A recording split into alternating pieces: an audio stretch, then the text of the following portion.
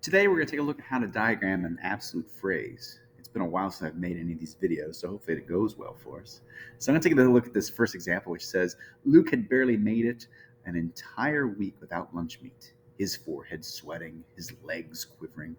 My absolute phrases are sitting out here, forehead sweating, his legs quivering. And I know that because it has a subject, but it doesn't, or a noun rather, but it doesn't have really a verb. It has this participle. It doesn't say his forehead is sweating or was sweating.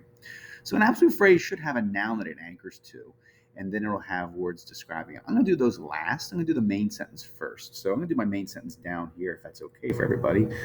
So I'm going to build it right down here. I'm going to take on Luke as my subject, and then had made. He had made it. That's kind of idiomatic. We'll just go with it. He barely had made it. I know it's like saying he had survived it, but we'll just treat it as a verb. Had made, barely had made it.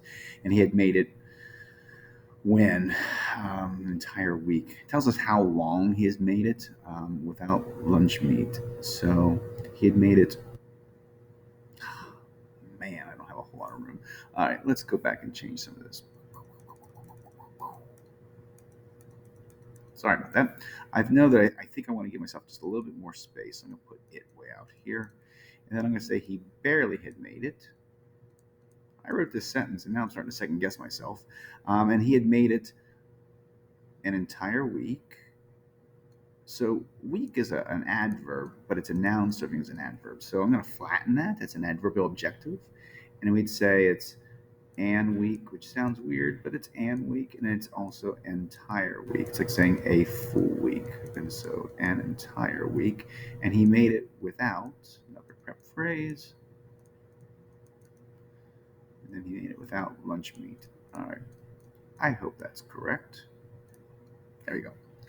Now, my absolute phrase, the thing is, that's not even the point of the sentence. The whole point of the sentence is to practice the absolute phrase. I'm going to change my color just so that we can say, hey, the absolute phrase here is in a different color. Let's do this awesome orange color. And so the absolute phrase has to kind of float. And as long as it floats somewhere, it's fine. And so I'm going to anchor to my noun. And so my first noun I have is forehead. So I'm going to put forehead on a flat line because it's a noun. And then I have this word describing it's his forehead. And it didn't say his forehead was sweating. So this is a participle. So I'm going to build this underneath it. His forehead, sweating. What I want you to remember is when we diagram it, the absolute phrase does not have a verb. Because otherwise it turned into a sentence, and it's just a phrase.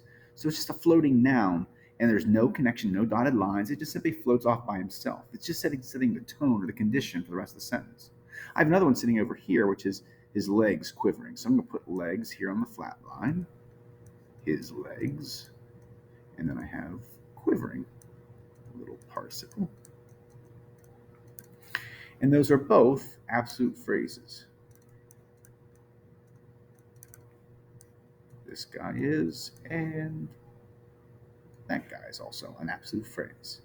So an absolute phrase, sometimes they'll be joined with an and. This one isn't, but it's always going to be separate from the rest of the sentence. There's always a noun, and everything's underneath it. There's nothing after the noun at all. All right, hope that makes sense.